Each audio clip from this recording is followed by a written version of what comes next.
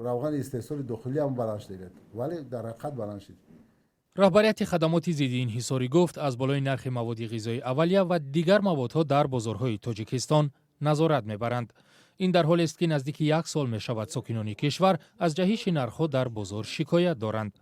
عبدالمجید مومنزاد رئیس این نهاد ضمن نشست خبری گفت در 1 سال اخیر افرادی را که به اساس نرخ‌ها را بالا بردند در حجم 11 میلیون سومانی جریمه کردند. اون طوری که ما میتونیم مجبور هستیم که تمام واسطه اخبار ما را قطعی در داریم. ما در تمام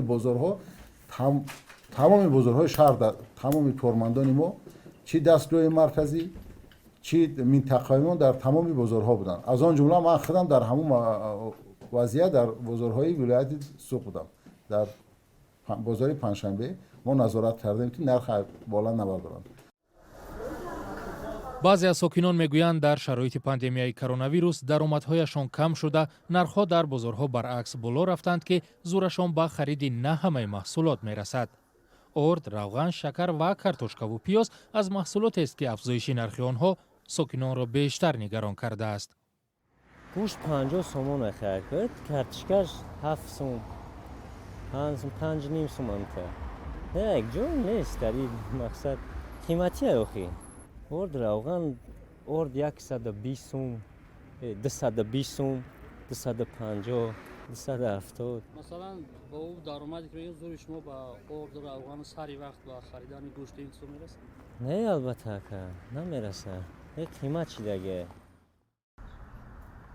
رهبریت خدمات ضد انحصاری که مسئول تنظیم نرخ‌ها در تاجیکستان است، میگویند نگرانی ساکنان وابسته به جهش نرخ‌ها اساس دارد، ولی پیشگیری آن نه همیشه از آنها وابسته است. عامل بیرونه را از سبب‌های اصلی در گرانی نرخ‌ها می‌دانند. دیگر نرخ‌ها هم بلند شده است. نرخ روغن رستنی تا 42% در دولت استحصال کننده بالا رفته است. 47%. نرخ شکر پاکستان که نصف دنیا را تامین کرد امروز 37% در خود پاکستان بلند شده، در روسیه تا 37% بلند شده است. در خود دولت استحصال کننده شکر در پاکستان 1 کیلوگرم شکر $1. این تحلیلی که ما داریم ما میتونیم رسما به شما پیشنهاد کنیم.